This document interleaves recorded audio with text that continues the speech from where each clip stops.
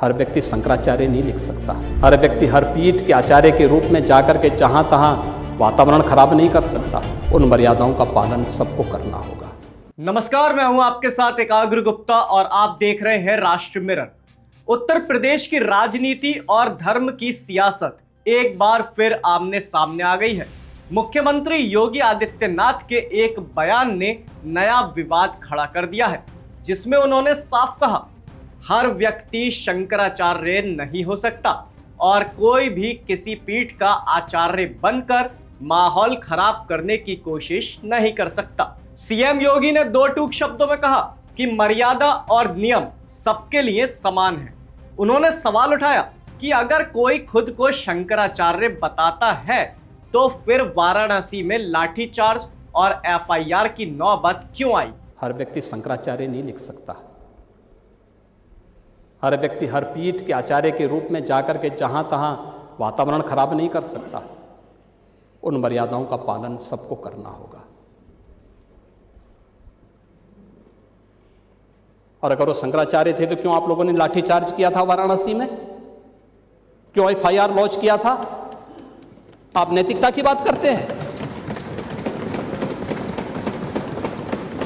4.5 करोड़ श्रद्धालु जहां पर आए हों, वहां पर जो एग्जिट गेट है, जहां से श्रद्धालु बाहर निकल रहा है स्नान करके, उस द्वार, उस पेंटून से, उस मार्ग से किसी को बाहर निकलने का कोई वो नहीं, क्योंकि उससे अंदर जाने का कोई प्रयास करता है तो एक नए स्टैम्पेड को जन्म देता है, वहां पे नए भगदड़ को जन्म देता है, श्रद्धालुओं के जीवन के साथ खिलवाड़ करता है। एक जिम्मेदार और मर्यादित व्यक्ति कभी इस प्रकार का आचरण नहीं कर सकता, कभी नहीं कर सकता। आपको पूछना है, सपा के लोग पूछें, लेकिन हम लोग मर्यादित लोग हैं, कानून का शासन पर विश्वास करते हैं, कानून का शासन पालन करना भी जानते हैं, पालन करवाना भी जानते हैं, दोनों चीजों को एक साथ लागू करवाना जानते हैं। लेकिन इसके नाम पे गुमराह करना बंद करिए आप लोग। उनके मुताबिक नैतिकता की बात करने से पहले हर व्यक्ति को अपने आचरण पर भी नजर डालनी चाहिए। मुख्यमंत्री ने कहा कि जब 4.5 करोड़ से ज्यादा श्रद्धालु एक जगह मौजूद हो, तब व्यवस्था और सुरक्षा सर्वोच्च प्राथमिकता होती है। उन्होंने स्पष्ट किया कि जिस एग्जिट गेट से श्रद्धालु बाहर निकल रहे हो, उसी रास्ते से अंदर जाने की कोशिश करना बेहद खतरनाक है और इससे भगदड़ जैसी गंभीर स्थिति पैदा हो सकती है। योगी आदित्यनाथ ने चेतावनी देते हुए कहा कि इस तरह की लापरवाही श्रद्धालुओं की जान के साथ खिलवाड़ है और एक जिम्मेदार व्यक्ति कभी ऐसा आचरण नहीं करता।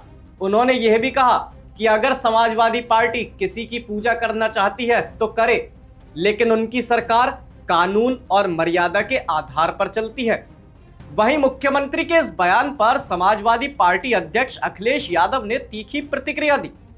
अखिलेश ने योगी आदित्यनाथ को नकली योगी बताते हुए उन पर प्रदेश में सांप्रदायिक और अलोकतांत्रिक राजनीति करने का आरोप लगाया।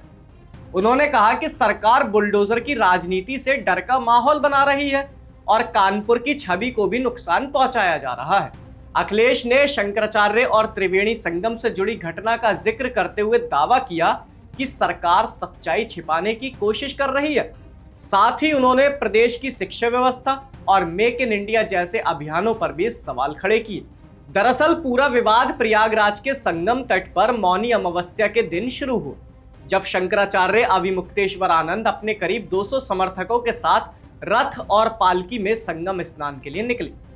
भारी भीड़ का हवाला देते हुए पुलिस ने उन्हें बैरियर पर रोक दिया, लेकिन समर्थकों ने बैरियर तोड़कर आगे बढ़ने की कोशिश की, जिससे करीब 3 घंटे तक अव्यवस्था की स्थिति बनी रही।